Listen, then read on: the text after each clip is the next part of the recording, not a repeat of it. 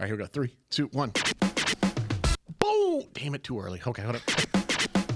Boom! That's how we do it. Won't stop. Why doesn't it stop? I'm pushing it again. All right. It always does it. I like it. We're just going to keep it going this time. All right, we're going to roll with it this time, no matter what. Okay. All right, here we go. Boom! Welcome, welcome, welcome, welcome. Oh, my God. Does that have to go off for 10 straight minutes? No, I'm just kidding. We can't Inside joke. Inside joke. You know, they always say bring the beat back. We can't get it to go away. Get the beat to stop. Bring that beat back. Oh, Lord. All right, back down with Flint Town. You know what we got today. I'm with my main man, Ray Ascensio, Ray Dog, the third, Raymond, all kinds of... Anyways, who we got with us today? Ray, break it down. Got big Dan Hutchinson, my former D-Sweet Nation colleague, man. Someone I've worked with for about 4 years. We got him in the studio. We're going to talk some NFL today. Thank you, guys. Appreciate it. Glad to be here with you guys. Whatever. We're lucky to have you, big dog. Let's go. I got a surprise for you, both of you. Okay. A surprise for both of you. When Ray's got a surprise, you got a duck. There's going to be no Lions bashing out of me today. Oh, shit. Oh, How's that? I couldn't get that for 4 years. Yeah, well, this will be more of a conversation, but I'm sure it'll get out of control at some point. All right, y'all. All right, so we're going to start with a roll call like always. Ray, what we got? What's on plate? Okay. Since this is primarily an NFL show today, we're going to roll call former NFL players. Dan's going to do former Lions. Randy's going to do former Chiefs. And per Mason Hutchinson's request, I'm going to do the New Orleans Saints. Random. Okay, so we're doing retired players out the league. Yeah. Okay, let's go. All right, who wants to go first? Dan, you want to start? Give us a line. I got to start it off with my boy Calvin Johnson. Oh, all right. Megatron. Can't go wrong One of the there. all-time greats, man. Okay, I'm gonna start with the Chiefs here. Obviously, I'm going early, right? About my early days as the Chiefs, I remember all kinds of crazy people. I'm gonna go with safety Deron Cherry. Remember? Oh yeah, I remember him. Cherry. Yeah, let's go good with player. that. Good player. Okay. Let me see. The Dome Patrol. I got to start out with the Dome Patrol, man, and one of my favorite all-time players who I tried to pass rush like Pat Swilling. Pat Swilling The was Dome awesome. Patrol. Do you remember when Lions picked up Swilling? Of course. Yeah, late in his career. Dude, and I was like, oh, this could be real. This could be real. And then he just kind of faded out. Yeah. He had a great career, though, but yeah. Okay. All right. Dan, back to you. What you got? I'm going to go a little random here. I'm going to go with my boy safety Benny Blades. Benny Blades, number 36. 36, Benny Blades. From the U. Okay. All right. Rock that out. All right. Well, so we're in safety mode right now. I'm going to go with another safety for the Chiefs. I'm going to go with Eric Berry. A little bit more modern, but I love that cat. Fought through cancer, all that stuff. Okay. He was a baller, man. Loved him. Made big plays.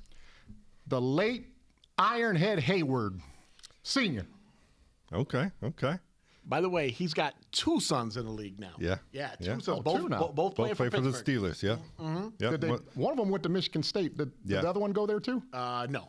Oh, okay. I can't recall what college he went to. One plays, Cam Hayward's a defensive lineman, and the younger one is a tight end. Tight end, halfback, H-back. They use them all H-back. kinds of ways. Yeah. Yeah. But both playing for the Pittsburgh Steelers. Pretty sweet. Yep. Yep. Cool. Okay. All right, cool. All right, I'm gonna go defensive line, the big man in the middle, Jerry Ball. That's one of your favorite players, I eh? love Jerry Ball, Yeah, man. That I was did my too. guy back in the day, man. Love Jerry Ball. Okay. I did too. All right, cool. All right, if you're going big, I'm just going to kind of match you guys and play around here. I'm going big lineman too. For the Chiefs, about the same time as Jerry Ball, Dan Selyamua, man. Dan Selyamua was our Nice. big guy up front. That's a good pull right there. Okay. I'm going to go with former Michigan Panther, Bobby Hebert. Hebert. Yeah, Bobby Hebert. Yeah, man. He had nice curly hair, didn't he? Okay, go ahead. Good looking cat. Oh my God. I'm gonna go corner this time with Dre Bly. That's a good one. That's a good one. That's a good one. All right, cool. All right, I'm going to switch gears. I'm going quarterback at this point. And I know what you guys are going to say here. He's not a Chief, but this is my Chief because when Joe Montana came to town, we started winning. And I started realizing, oh, man, my team can win. And that was back in the day. But they brought him in. They brought Andre Rison in. They brought some cats in. And, you know, Schottenheimer was there. We were 13-3. We made it to the AFC Championship.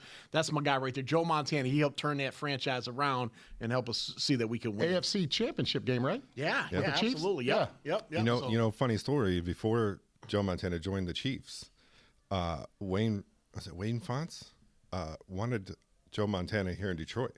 Yeah. Joe Montana and Warren Moon were almost Detroit Lions back in the day before Barry retired. Wow. Yeah. I didn't know that. Yep. Yeah, that was close. It was almost like that Kobe thing that almost happened, right? When he almost Yeah. was a Piston. That's crazy. Yep. Yeah. Yep. That would have helped the Lions a lot. Yeah, it would have. Yeah, All right. Whose turn is it? I lost. I think it's yours, ain't it? Oh, mine. Okay, cool. I said Joe Montana. All right, let's Oh, go. no, you just said Montana. said Oh, right? yeah, Montana. Montana. So Okay. What team am I? I forgot the team I was Saints. Saints, The baby. Saints. I'm sorry, the Saints. Dalton Hilliard. Dalton Hilliard. Wide receiver, right? Yes. Okay. All right. Dalton Hilliard, man. All right, I'm gonna go quarterback too. Probably an obvious choice, but Rodney Peete. Okay. All right. Rodney Peete. I like it. Unlike most Lions fans, I didn't mind Rodney Peete. I actually kind of liked him.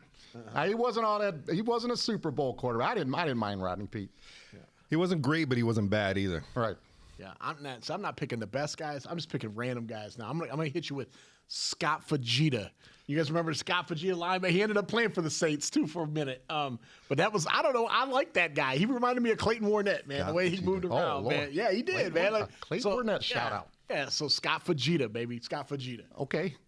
Buford Jordan. Oh, Played with Dalton alongside Dalton Hilliard. Jordan. Buford Jordan. I don't know if I've ever heard of Buford Jordan. Yeah, he played with the Dome Patrol and all them, all them guys. Okay. Bobby Hebert and them. Dude, you dropped the Buford Jordan on there. There's no podcast in the country that's going to give you Buford Jordan. Oh, come on. He started. He was okay. I love it. We have people from Louisiana that listen to our show. You better watch your words about their New Orleans Saints. I went with Scott Fajita, so I feel you, bro. All right. I'm gonna go UT alum wide receiver Roy Williams. Okay. Okay. All right. Yep. Texas. Yep, Texas. Back in the league when there was two Roy Williams at the same time. Remember Yeah. that? I think they called him Roy E. Williams, right? The receiver? Because there was two Roy Williams? And I think it was the other way around. 'Cause I think okay. he was the first one drafted. Okay. The other Roy Williams, the one that played for the Cowboys, he's the reason why there's a horse collar rule now. Yeah. He was the one that horse collared the other Roy Williams. Yeah, because I believe it was Roy Williams went from Detroit to Dallas. Our Roy Williams. Who did the other one play for? The corner or the secondary guy? It was still Dallas. He was Dallas. But Okay. when Roy so Williams, Dallas, they our had both- receiver, traded. Oh, okay. Yeah, when he got traded to Dallas, there was two Roy Williams on the team, so one of them had to put an initial in their name. I thought it was the Lions receiver that had the initial. I think it was the other. It may have for Dallas. It may have been because Mason, check that out for us, will you? Added. The two Roy Williams NFL players. Who was Roy E? Was it the Lions or the Cowboys guy? Two Roy Williams. Yep. Because I believe it was Roy Williams and Kitna went to Dallas together Okay. in that same trade. Okay. All right, Randy. It's on you or okay? All right, I'm just gonna hit you with a few. I'm gonna throw a little package deal. Some of my old linemen I remember. Let's go with Tim Gruden. Let's go with Waters, right? Our big guard there. Brian Waters, and John Alt. I remember John Alt. remember, our yeah, big John Alt, yeah, John Alt, our yep. big tackle. And then I'm a more recent one. I'm gonna hit you with. All right, here's a trivia question. See if you guys get this. The only #1 draft pick from Central Michigan University, played for the Chiefs not too long ago, won a Super Bowl with them. He was a left tackle. Anybody know this guy? He was the #1 overall pick from CMU. You told me this on the track, and I think I forgot immediately after you told me. From CMU, not too long ago. I don't know. First overall pick. Yep, and he won a Super Bowl in 19 with the Chiefs. You know it? Chiefs. Say it loud.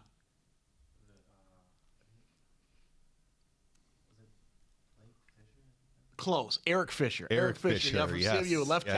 tackle. Yep. Okay. So, yeah, he's no longer in the league anymore, I don't think. I think he's out of the league now. Injuries. So, yeah. So, I'm going to go with that. Just my little group of linemen there. So Okay. I remember. Yep. Okay, since we're on linemen, this guy's probably top 10 of all time. Willie Roaf. Oh, Willie Roaf. Willie Roaf. Dude, One of the best linemen ever. I love it when he does that. you couldn't mess with Willie Roaf. Willie Roaf. Oh, 70 cents, just blowing you up, man. Yeah. Oh, my God, Willie Roaf. Willie Roaf. I love it, man. Let's go with that. One of the all-time names. Roaf. Willie Roaf. All right, let's hit a couple more of You these. got that? I'm gonna go with one of the best. Maybe thought of one of the best return men in NFL history, Mel Farr. Oh, yeah. Mel Farr, Mel Gray. superstar. Mel Gray. Yeah, but Mel Farr, too. Mike Yeah, Farr. both. Mike Farr, the Mike Mixon. receiver, played That's for the Lions. Mel Gray. You're right. Mel Gray, number I 23. mixed up those names. No, Mel that's Gray. okay. No, that's easy to mix up. Yeah, Mel Gray, definitely one of my favorite Lions, to be honest with you. Okay, then I'll go with the return guy too, Dante Hall. Dante Hall from the Chiefs. Let's go. Oh, Let's go. okay. I guess I'll go with another one too, man. Reggie Bush.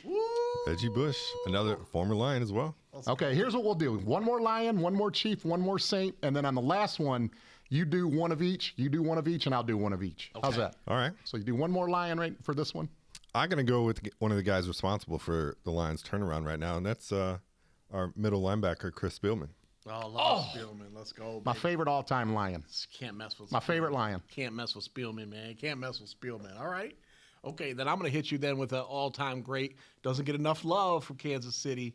He spent a lot of miserable years there, but Tony Gonzalez, man, tight end special. I mean, I think he gets a lot of love. A lot of people recognize him as the greatest tight end in history. Yeah, I'm one of those people. All right, I'm one of those people. Well, you tell me who's the greatest tight end ever. I say Tony Gonzalez. That's who I say. yeah, okay. I'm going to, and this is crazy, and this is probably getting into the new stuff, but I think Kelsey got him. I think Kelsey's got him. I love them both. I love them both, but I think Kelsey's got him just for the winning plays, man. To me, that.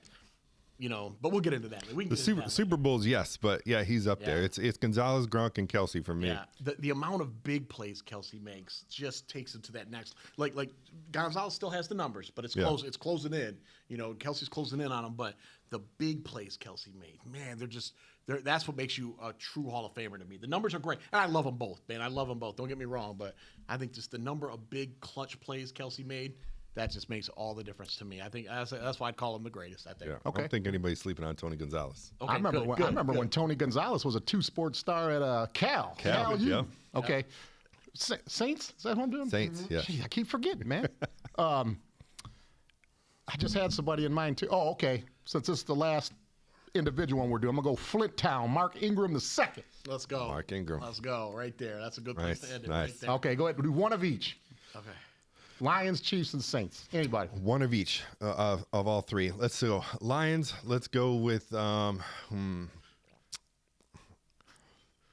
go Dan Campbell for the Lions because he was the Lions tight end. And the Saints, yeah. Chiefs. Oh, gotta go Derek Thomas for the Chiefs. DT. Rest in peace, man. Yep. And then Saints.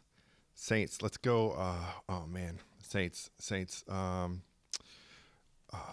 We'll go Marcus Colston, wide receiver. All right. Okay, one of each. All right, let's see here. Lions, I'm going to go. Let me go Chiefs first because I started laughing. This name popped in my head. If you guys don't remember him, this is awesome. J.J. Burden, the wide receiver. I remember Burden. Okay, all right. I remember J.J. Burden. I don't know why I can't get that name out of my head Steve right DeBerg was throwing touchdown passes to him. I remember J.J. Burden. Okay.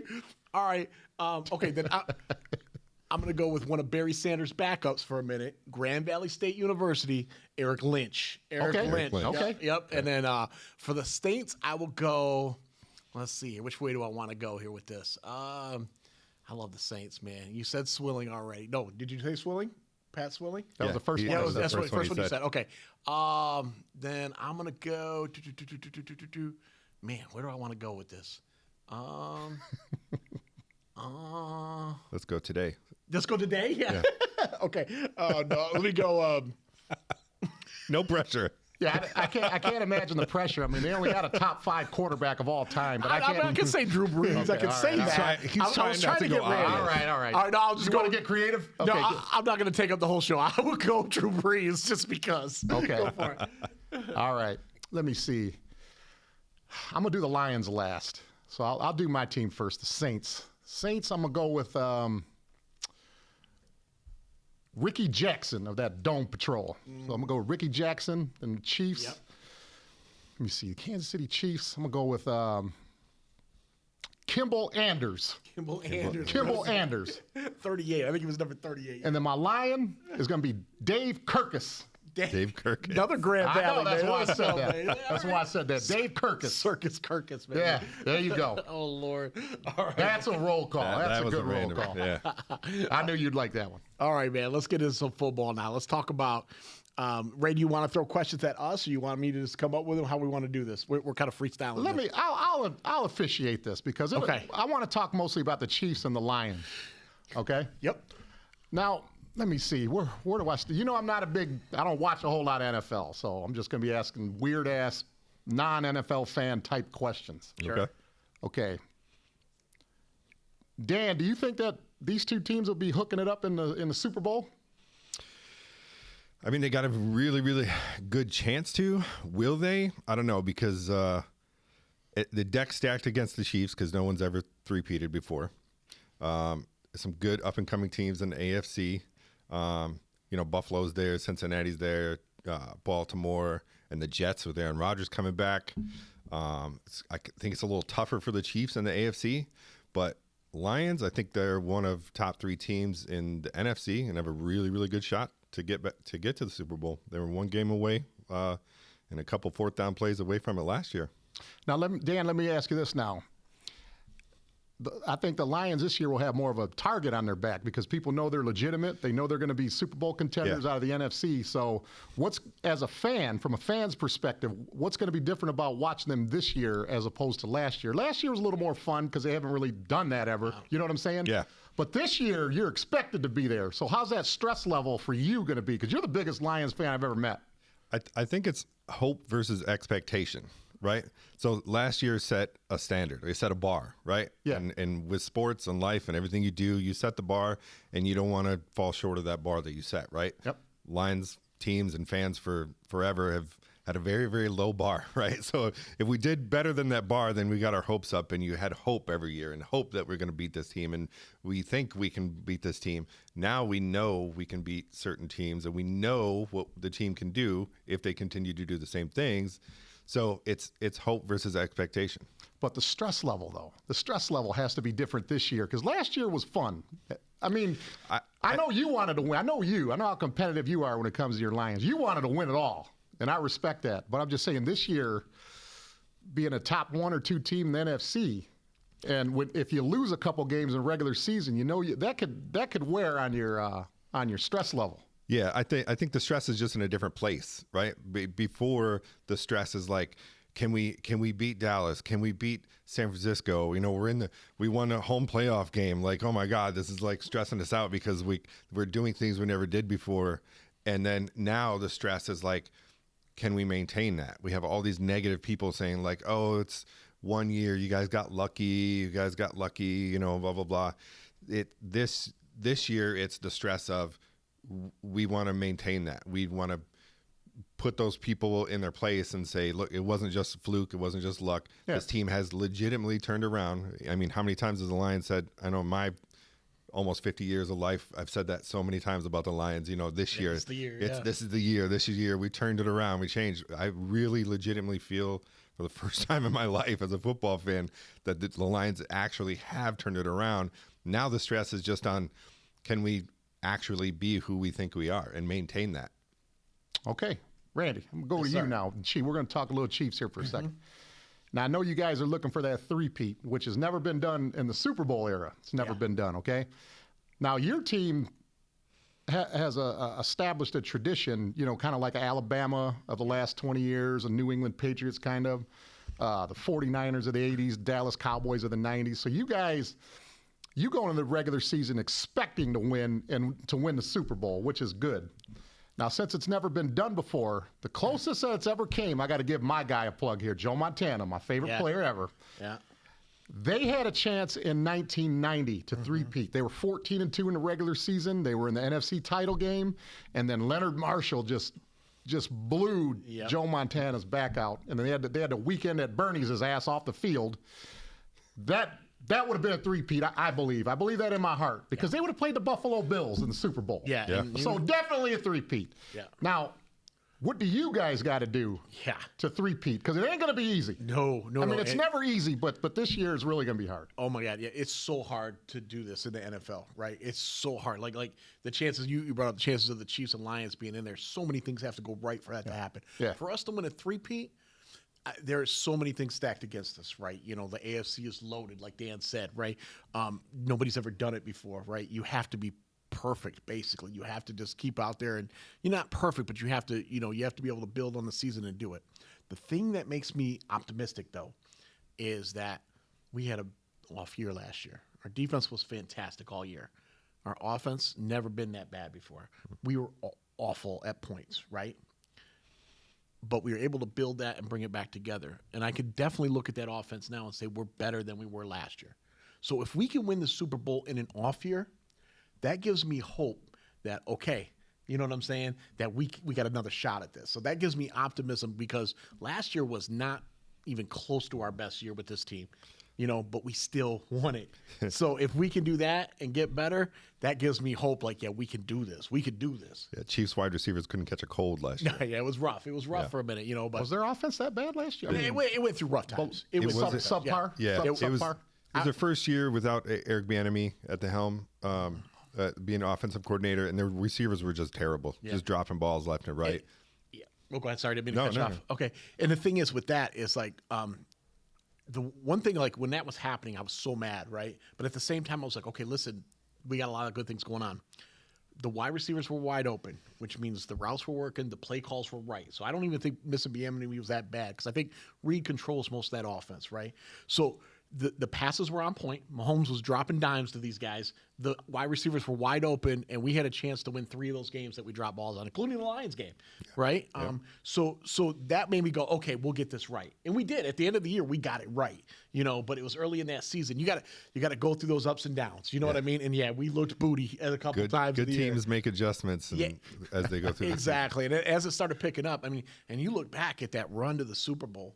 Listen, no team has ever, when they won the Super Bowl, beat both number 1 seeds and a number 2 seed to get to the Super Bowl. We beat the best team in the AFC, the best team in the NFC, and the second best team in the AFC to win. Those are the 3 games we had to win to do that. That's amazing because we were a number 3 seed, you know, and we beat both number 1s and a number 2 on the way to the championship. And I'm like, yeah, we did it. There was nobody better than us, even in a down year.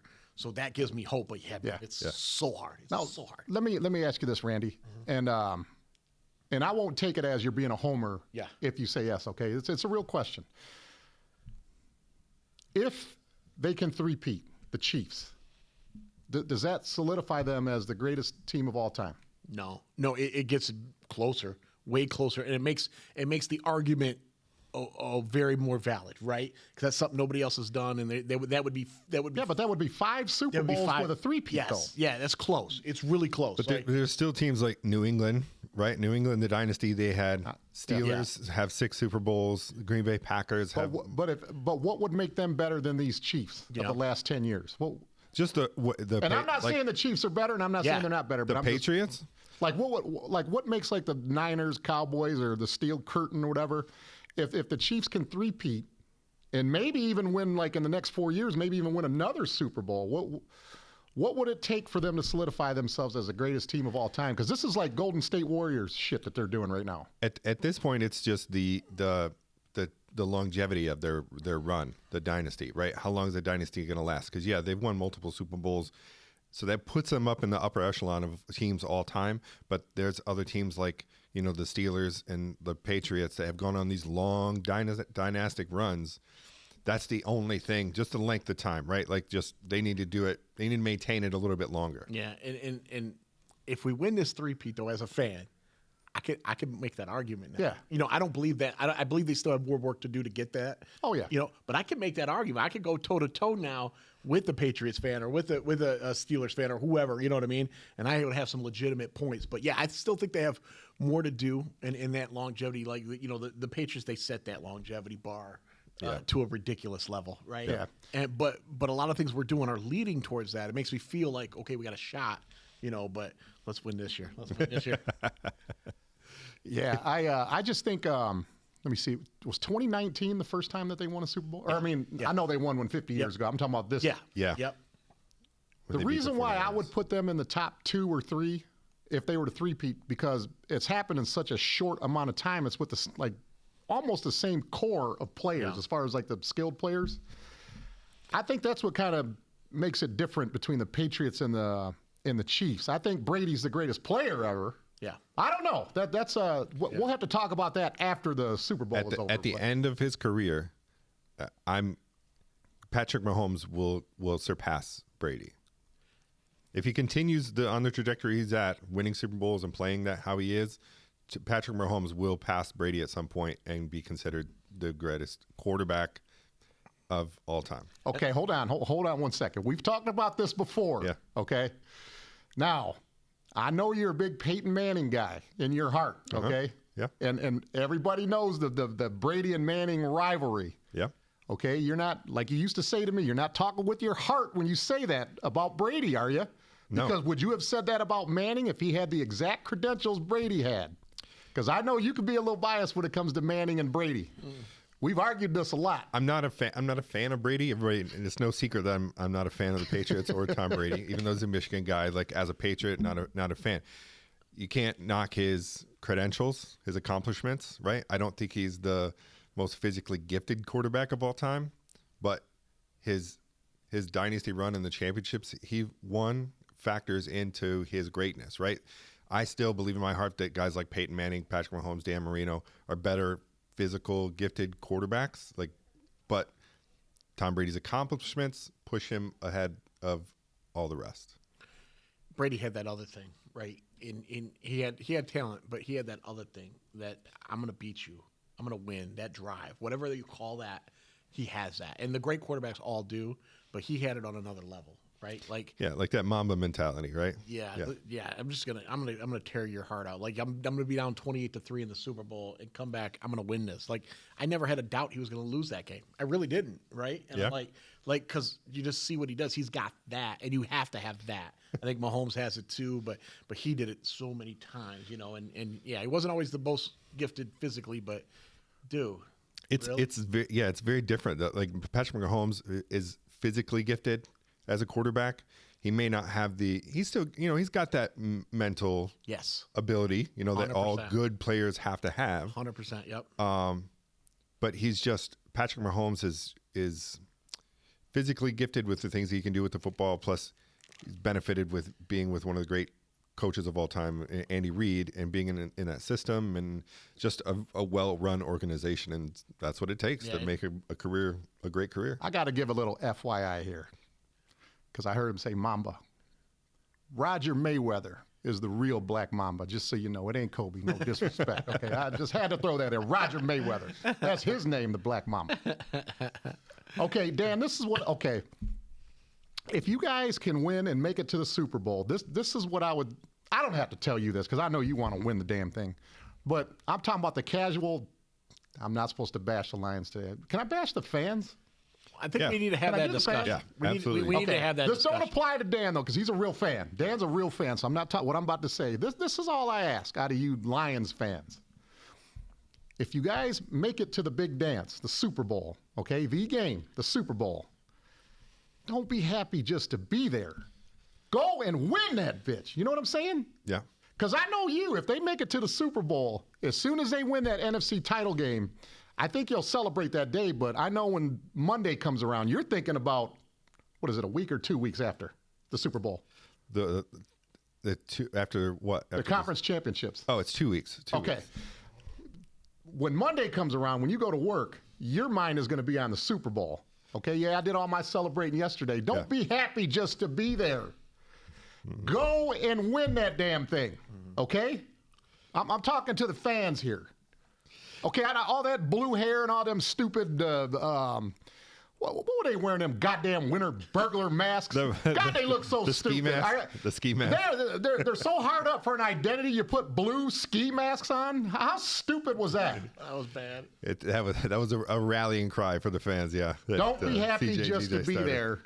Go and win it. And this is what I would say to the Chiefs if you guys have a chance to three-peat. I'd be like, look, you guys already know what time it is, okay? You guys have a chance to three-peat, and it's not by mistake, okay? If you guys go out there and give it your all for 60 minutes, you will win because you're the better football team than they are, okay? For 60 minutes, just let it all hang out. You have better players, you will win, okay? You also don't be happy just to be there for a chance to three-peat, because this will be the only, for all intents and purposes, your only chance for a three-peat. Yeah. And I think the Chiefs are smart. And Andy Reid's smart enough to know that just go out there and win it. You have better players. If you play hard, you're going to win because you have more talent than they do. That's what I would say to the Chiefs. Yeah. See, the Chiefs don't have the problem that the Lions do as far as their fans, right? Chiefs fans, I think, because of the way the team's been, Chiefs fans are just Chiefs fans. They support their team. We're gonna win. It's just like the Patriots fans before the Brady dynasty, right? Like they were bad, they became great, and now it's just like we're the Chiefs fans. We're gonna win, right? Lions fans you can find yourself in 3 categories as a Lions fan, right? The true blue diehard fans that always have hope, always have positive expectations. You have the fair weather fans who, when they're good, they support. When they're bad, they trash them. And then you have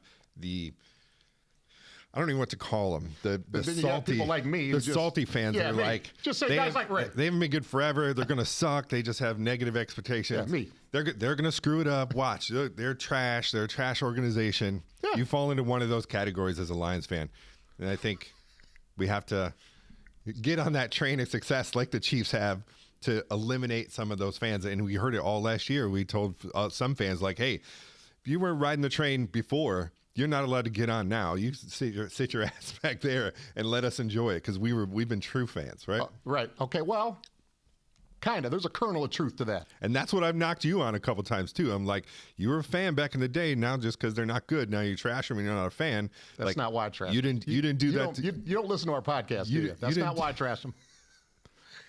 I don't want to get in the Wayne font stuff again. Cocaine Wayne, let's go, baby.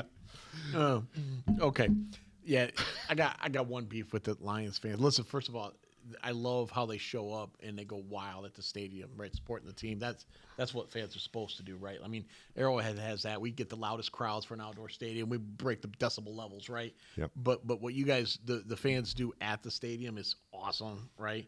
But man, if I have to hear another Lions fan tell me, well, we beat the Chiefs. Oh, my God. Oh, God. That drove me nuts. And listen, that's my biggest beef right there. First of all, it was week 1. Second of all, one by one, we had 2 Hall of Famers out. Not one, 2 Hall of Famers didn't play that day, right? Future Hall of Famers, right? So I'm just like, slow down. Just slow it down a little bit. Get there, But also, too, the good thing I want to say to Lions fans is obviously, you gotta take the ups and downs, right? I mean, I remember the Chiefs won in 19. We go back to the Super Bowl and then just get pummeled, right? And so that was rough, right? And so, like, you're gonna make it sometimes, you're not, And then year after that, we lose to in Cincy at in the AFC Championship, right? So you're not always gonna be there. Enjoy it while you can, because it's so hard to keep getting back. It's so hard.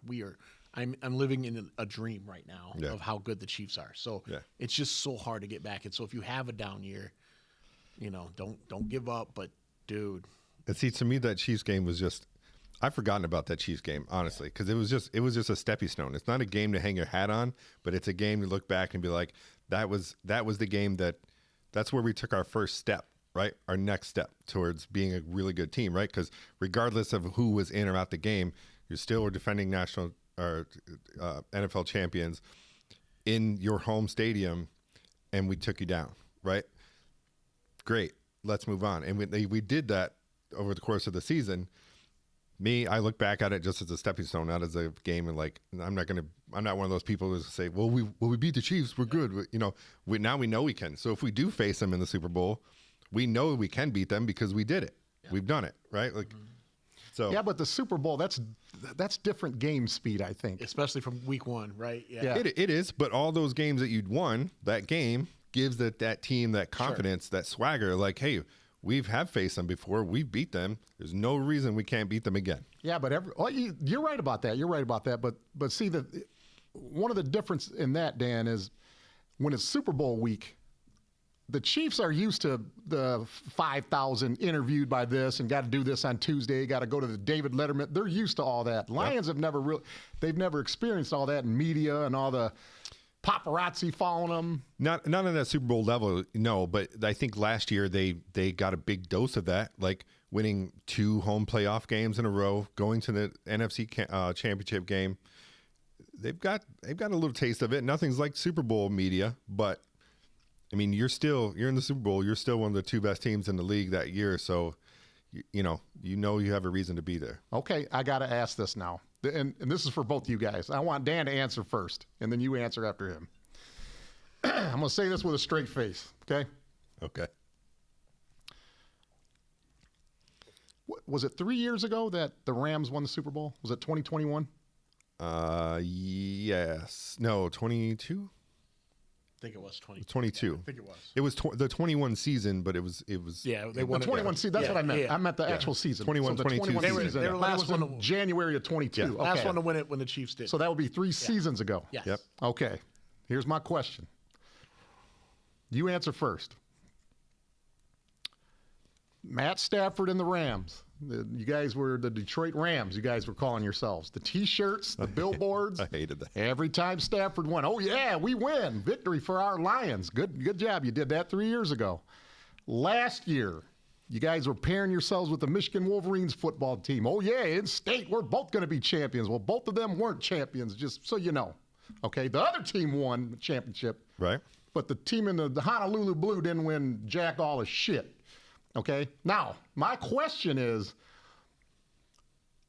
who are the Lions fans going to dick ride this year to compensate for their losing tradition? I know I'm not supposed to be talking shit. I don't give a shit. Who's it going to be this year? I knew it wouldn't last. Who's it going to be this year? It was Matt Stafford 3 years ago. It was Michigan Wolverines last year with the pairing of the two teams. Who are they dick riding this year? I think it's going to be themselves. Really? Yeah. Okay. They don't. They've proven that they can be a winning team. Whether they can keep that up, that's remained to be seen. But I think they're going to ride their own dick to success this year. Now let me ask you this. My favorite Michigan Wolverine of all time, Blake Corum, plays for the Rams now. Yeah. Correct? Yeah. So if they were to win the Super Bowl, do I have the right to say the Michigan Rams? Yeah, they should put a banner at Michigan Stadium. Yeah. Okay, you answer that question now. Here's what I think. I think if they do dick ride themselves, they're in for a rude awakening. And this is my biggest fear for the Lions, right? I feel like, and this is going to be a pun, right? I think the pride comes before the fall, right? And if you get too full of yourself, and especially this coach, he really worries me. He does great things with that team and gets them to fight for him. But, man, he makes some dumb calls. And I think he's going to be your downfall. I think he was your downfall at San Francisco. And I think he could be again. And I think if you guys go with that mentality of we're all this, we're all that, and doesn't matter what we do, I'll call these stupid plays. I think that's where you're going to hurt. I mean, maybe he's grown. Maybe the team has grown. But if you go with that we're great mentality with you guys, you got to find a way to underdog. The great thing what the Chiefs do is they find a way to get bulletin board material and do that, right? Like, so this year, right, you got okay, Mahomes is the 4th best player in the league, right? You see that poll, right? Like, yeah. Oh yeah, you think that ain't gonna fire him up, right? Like you just see all these things building, right? And they get that fire. Lions got to find something not to dick ride. They need something to be an adversary. Like, we can't do it. That's what you need for fight, you know. And I think if they get too big headed, I think the pride comes before the fall, and they might find themselves, you know, in trouble. It could happen. I think you're looking at that in the wrong way. Like, I don't think it's prideful. I don't think it's cockiness, right? Like, Dan Campbell is a very, for the sake of being a corny, you know, gritty guy, right? He's tough. He's a motivator, right? I think he motivates the team, but keeps them grounded, right? Like, there's nothing wrong with being like, you know, tough and believing in yourself and being confident, not cocky.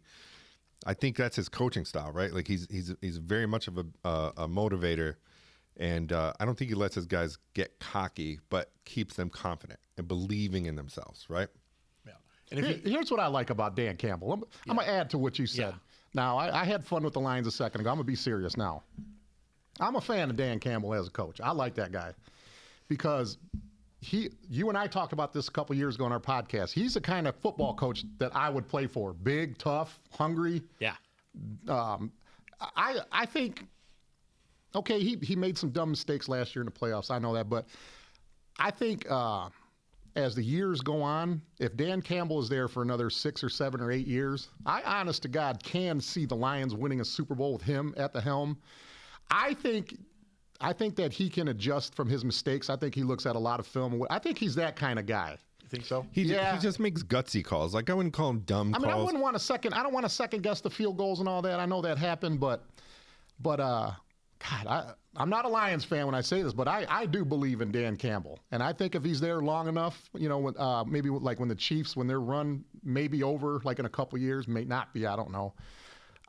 I think Dan will Campbell. That is, I think he can make adjustments and is smart enough to take it to that next level and win it all. I think he'll win a Super Bowl if he's there for another 5 or 6 years. A lot of people want to put blame on Dan Campbell for those gutsy calls or dumb calls, but like if Josh Reynolds just catches that ball, like it's a genius call then, right? Like you're blaming the coach for a call because the player didn't perform, right? Like Josh Reynolds didn't catch that ball. It was an easily catchable ball. He dropped it, and now Dan Campbell's criticized for the dumb call. Yeah, I think it's more than that. I think it's a pattern of calls that are like, what the hell, over his years. It's his 3 gutsy. years. He believes in his guys. It's gutsy. Some people call it dumb. Some people can call it guts. If you to stay successful in the NFL, this is all I'm saying. Like I respect him as a coach, man. He's done something they haven't done in 35 years in Detroit, right? And that's awesome.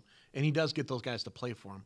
But in the NFL, if you want to stay on top and you want to stay good, you got to have a mix of that. You got to have a mix of motivation and smarts, because a coach can win or lose a game for you easily. Yep. And I think that's what he's lacking. If he can adjust to that and get past that, I'm the gutsy guy all the time, and make some smarter calls, I think you guys have no problem. I 100% agree with you. I 100% agree with that too. If he can just, he believes in his guys a little too much at times. He just be like, hey, I think we can do it, but we got to take the points here, right? Like if we took the points, if they took the points last year, they would have been in the Super Bowl, right? And I think he's got to do a little bit better job of that. And one more thing to that, I think you say he believes in the guys, but I think that also shows he doesn't believe in the guys, because he didn't believe in that defense last year, and he had good reason not to. Oh yeah, and for sure. so he was like, we're not going to be able to stop him. So. So I get it both ways. Yeah, I see what you're saying. Like he believes in his offense and didn't have faith in his defense. Yeah, right? and for good reason. Yeah, rightfully so. And that's like, I wanted to make this comment earlier. You made a comment about the Chiefs getting to the Super Bowl and winning a Super Bowl with having one of their biggest down years offensively. Their defense carried. The Lions got to the NFC Championship game with a really bad defense. They weren't great on defense, their secondary especially. So this year the Chiefs have added weapons at wide receiver. They drafted Xavier Worthy, fastest man in the NFL. So they're going to be better. We've revamped our secondary, right, with Terrion Arnold drafting, Carlton Davis, and Meek Robinson, Ennis Rakestraw. We've got a completely revamped secondary. So a lot of positive hopes. And Dan Campbell's 46, 47 years old. Young. He's relatively young. Yeah. I think that that old adage where they say it's not how many times you get knocked down, it's how many times you get up. Yep, by kneecaps. I believe that he'll get knocked down a couple more times, and I think he's going to get up every time. But I think eventually, when he learns from all this, especially like what Randy was just talking about, when he learns from all that, I think there's going to come a time where not only does he get up, but I think he's going to stay up for a minute. Yeah. I think he's that kind of coach. I like Dan Campbell. Yeah, I mean, how would you feel? Put yourself in Dan Campbell's shoes, right?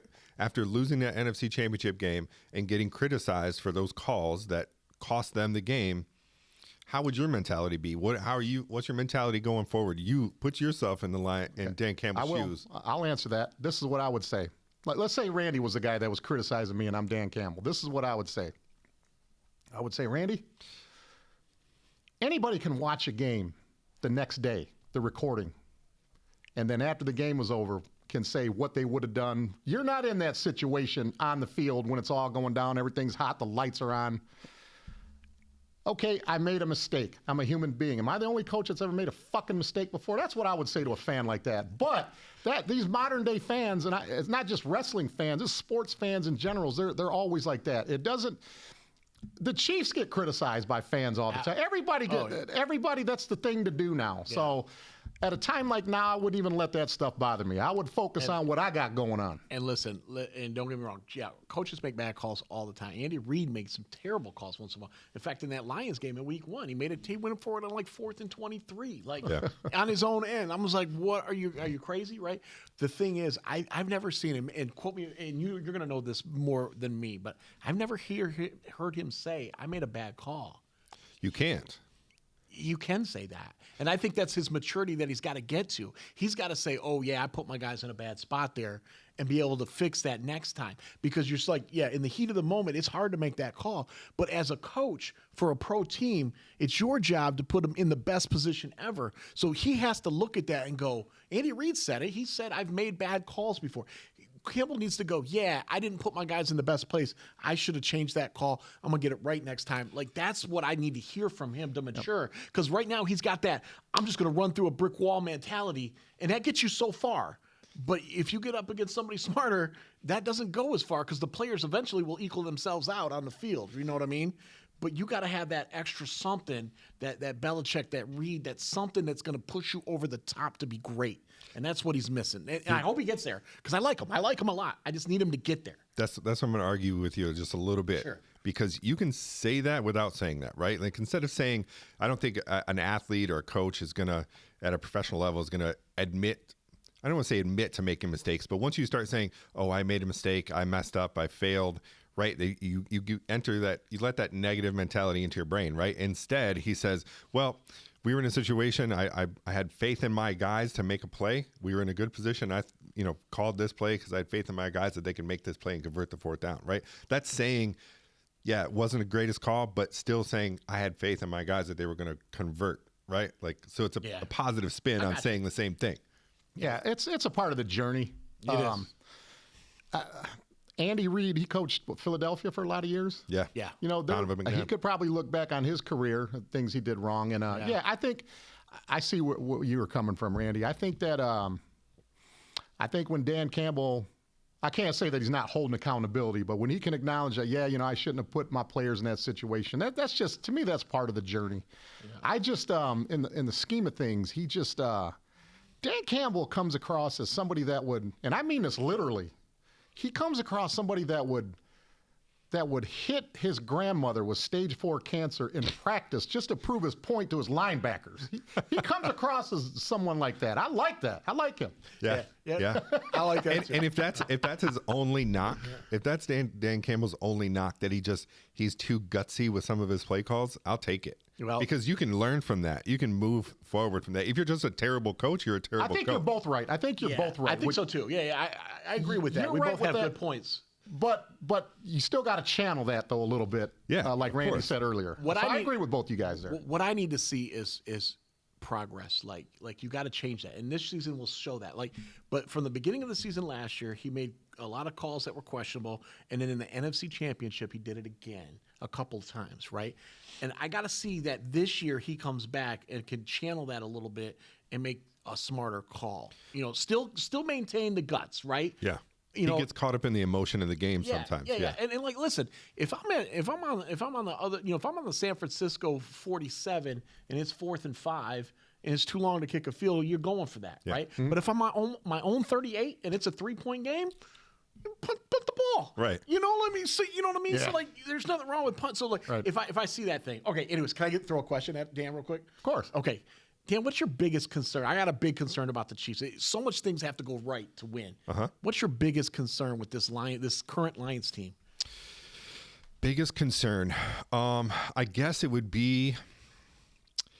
I mean, I'm not going to say the obvious answer of injuries, right? Injuries will kill your season faster than anything. It's still the defense. Like, there's a lot of positive talk and positive things coming out of training camp with the secondary and the rebuilt secondary that we have, but it's the defense. Like, if the defense can step up and play better, offensively we haven't changed, right? We still got a great O-line. We still got our running back tandem, Jared Goff, Amon-Ra St. Brown. J-Mo's looked great in training camp, but the biggest concern would still be the defense. The defense has to play better. Yeah. Okay. Cool. And I have to say this. I asked that question because I wanted to answer it for the Chiefs because, boy, it's so hard, right? But my thing is, okay, so we got a rookie left tackle, right? We got a rookie left tackle.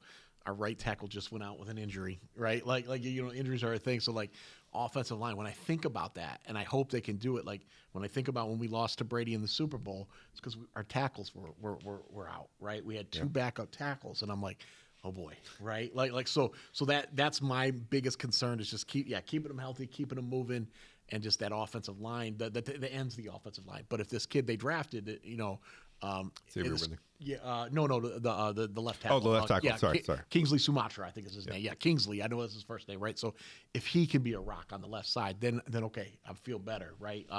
But that's like it takes so much to do right? And it's like, wow, it's so hard, right? When you think about it. But the Lions' running game is sick. I mean, you can't stop it. If they keep running it and keep going at people, you can't stop it. And so I think that's going to be your biggest strength. And I think if Campbell uses that right, it's over. I mean, it could be over, right? But like Ray said earlier, the target's on your back. The schedule's harder, right? A first place schedule is harder, right? It's different. It's different, but I'm feeling it, man. Still a winnable schedule, though. Still a winnable schedule. But yeah, J-Mo has to step up for sure. The run game is going to be good.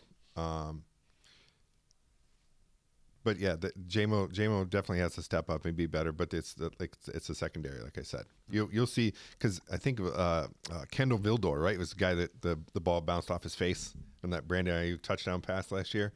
Like, he was our third cornerback. Like, that's why he was playing nickel during that game.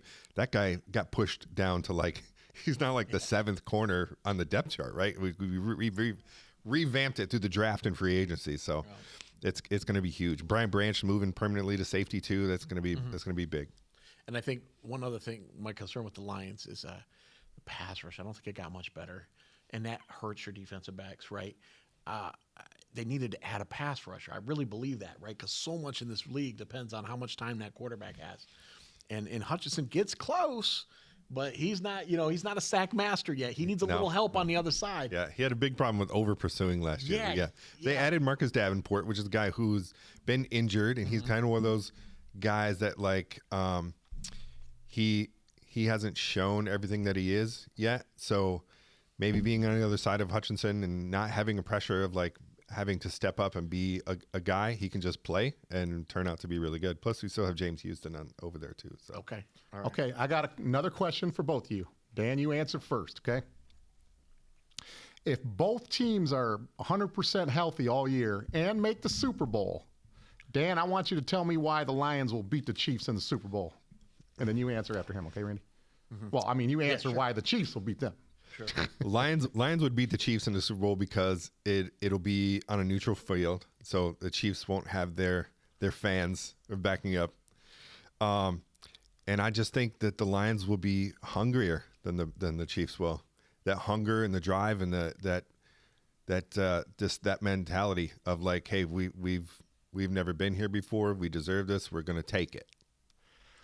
Okay, before you answer that too. You got to remember, though, the Chiefs would be going for a three-peat. They got something to play for this time. Which has never been done. Once in a lifetime. I mean, for all intents and purposes, once in a lifetime opportunity. I think that's enough to get them fired up and ready to go and want to win it. Yeah. I mean, you have that, winning teams have that. Even though we've been here before, this is ours. We own it, right? And the Chiefs can say that right now. We own this, right? Until someone beats us, the Super Bowl is ours, right?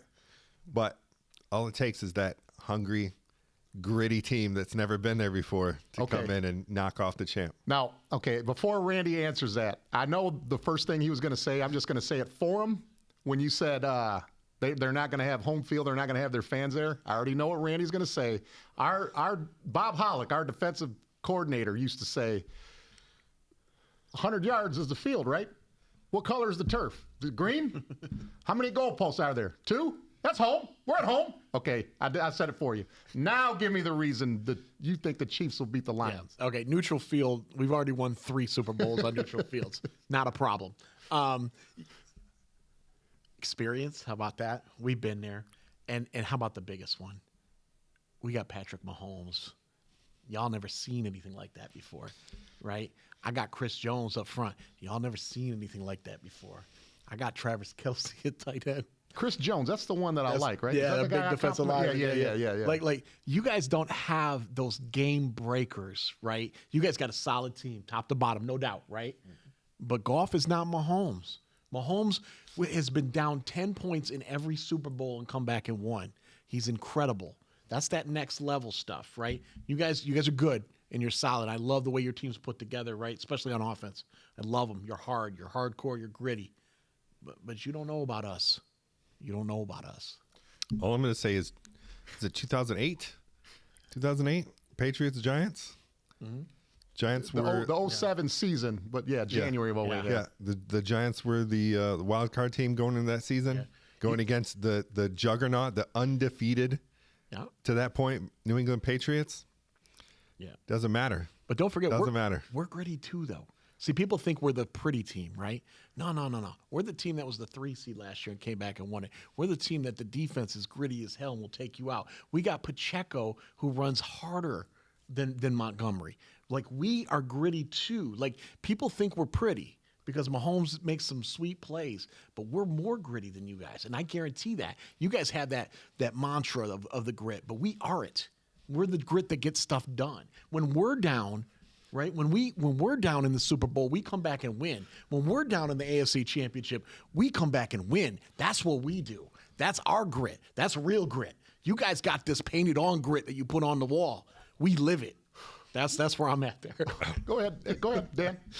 No, I mean he's right. I mean, fuck that, he's right. No, I can't argue with anything he said. That's the mentality you should have. But like I said, just because don't get comfortable being the champ. That's all I'm gonna say. I'm gonna act as That's real. That's real. I'm gonna act as a Lions fan here. Okay, I'm gonna be an honorary Lions fan for about a minute and a half here. Okay. I'm not a Lions fan, just so you know. I'm acting like I'm one. Since Dan did the traditional, I think you're fuck that shit. Look, let me tell you something, okay? My Lions, okay? Yes, Patrick Mahomes is the best player in NFL, okay? Jared Goff is not Patrick Mahomes, okay? I understand that, okay? But he has played in a Super Bowl, and he lost to the Patriots by, I believe, 11 points. They lost 14-3. Yeah, one of the lowest scores. Okay? Yeah. So this won't be his first barbecue as far as that Super Bowl experience, okay? And in terms of all that prettiness you keep talking about, or the Lions ain't ready for this and that, we are ready for you guys, okay? Yes, you guys have won a lot, okay? But to me, you guys are more of a sports entertainment wrestling program with your dumb Taylor Swift shit. That's all you guys care about. That's all your fans care about is all these celebrities, and they generate all this money. Woo-hoo-hoo. You guys don't give two shits about the game, okay? My team is hungry. We will get there again. We will kick your ass like we did the last time we played you, and there's going to be nothing that you can do about it. So what do you think of that? All right, this is what I think of that. When you're as good as we are, you can invite Taylor Swift in and still have a party. You know what I'm saying? Like, we are coming at this for real. And if you think Taylor Swift threw us off guard, hello, we won the championship with her in every press box we were at. Okay, that didn't stop us. That didn't stop us. Sports entertainment. She joined us.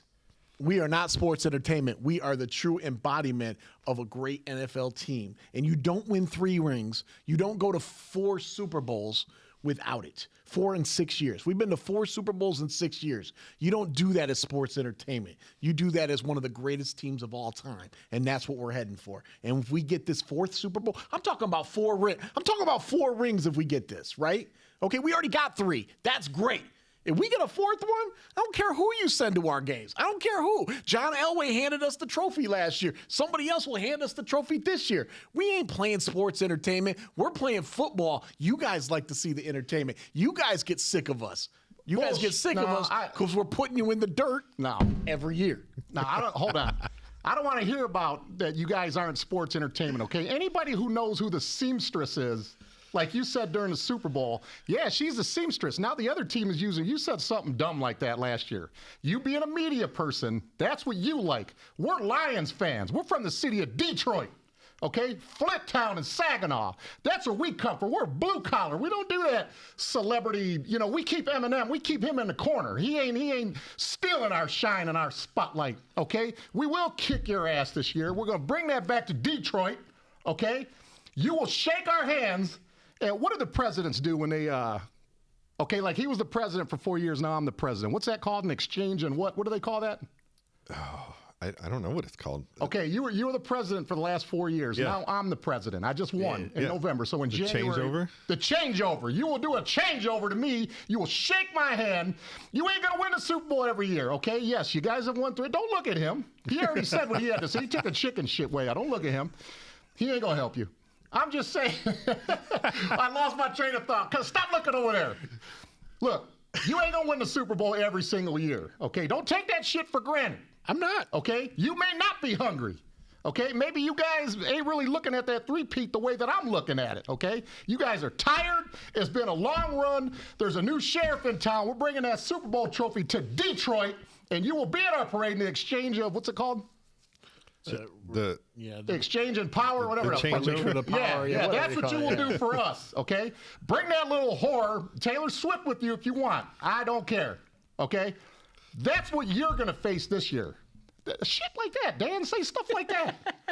I don't mean none of that stuff. I'm just trying to act like a Lions fan here. Yeah. I don't mean that. Well, 99% of the stuff I didn't mean. I meant one thing, but No, I totally agree. Like it's our turn. That's a mentality we gotta take. It's our turn. Like we're that was only. I know what you're saying. all I know what right, you're saying. You're making the argument. No. Listen, I hope it happens, man, because there's nothing like having to stand in front of a whole state of Lions fans and wear my Chiefs gear and roll up on them. And I hope it happens because that's going to give me that extra hunger, right, to win this thing. Like, I'm gonna put him on blast. personally, I'm gonna put Randy on blast. You can put me on blast. I'm gonna put him on blast. But I'm standing with 3 rings and I'm going for a 4th. All right. Okay. So, and the Lions ain't ever been there. I didn't even talk about the coaching disparity. Okay. All right, guys. All right. So we got to wrap up here soon. And we didn't get to the Michigan stuff, and I'm sorry. That's okay. Listen, hold on. One more thing. He claims that Percy Snow is the reason he's a Chiefs fan. Didn't even mention him in the roll call. Percy, this guy. See? Okay. Let's go. Down with Flint Town. Thanks for being here, Dan. Thanks, my Ray. man. That was a Randy. fun show, bro. Okay, man. Good work. Hey, let's revisit this halfway through the year. Let's We will. revisit this halfway. Dan can come See anytime where he we're at. wants. He can come in here Okay. anytime he wants. All right, and we'll get to that Michigan stuff, Ray. We'll get to that, and we'll. I do didn't it even up. know we were talking Michigan stuff. All today. right, we out. Oh, okay. Down with Flint Town.